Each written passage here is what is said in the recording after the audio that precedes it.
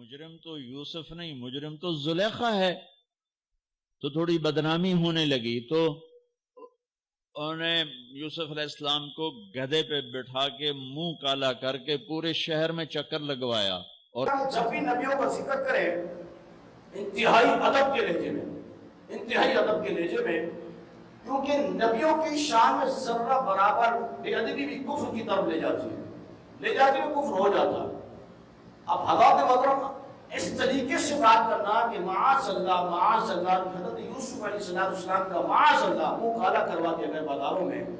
ایک مولوی بیان کر رہا تھا کہ منہ کالا کروا دیا گیا. اللہ کے پاس شرم آنی چاہیے کہ حضرت یوسف علیہ السلام یہ نبی ہیں، یہ پیغمبر ہیں. اللہ کے پاس ہم کس جانب جا رہے ہیں، ہم کون سی اصلاح اس امت کی کر رہے ہیں، ہم کون سی امت کو کس جانب لے جانا چاہتے ہیں کہ ایک نبی کی شان میں اتنا غلیظ ترین جملہ استعمال کرنا.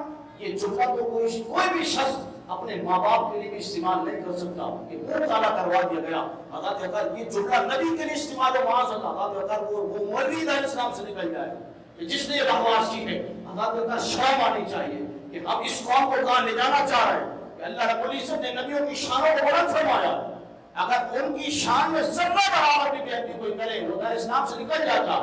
یہی میرے آقا کے دین کی خاصیت ہے، یہی میرے آقا کے دین کا حسن ہے کہ حضور علیہ السلام نے تمام انبیاء پر ایمان لانا یہ امت پر ضروری ہے. ہمارے تمام انبیاء پر جب آپ ایمان لے رہے تو ان کی شان بھی اسی انداز میں بیان کرنی ہے کہ جس انداز میں رب العزت نے قرآن میں بیان فرمائی ہے کہ یہ جملے استعمال اللہ کے اللہ شرم آنی چاہیے ایسے ملاؤں کو، ایسے مولویوں کو.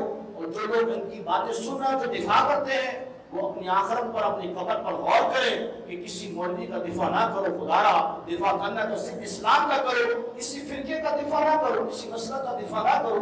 دفاع کرنا تو صرف اسلام کا کرو، ختم نبوت کا کرو، تحفظ ناموس رسالت کا کرو. اللہ کا اس مولوی پر ضروری کہ وہ توبہ کرے، وہ توبہ کرے کہ اس نے غلیظ ترین جملہ استعمال کیا ہے.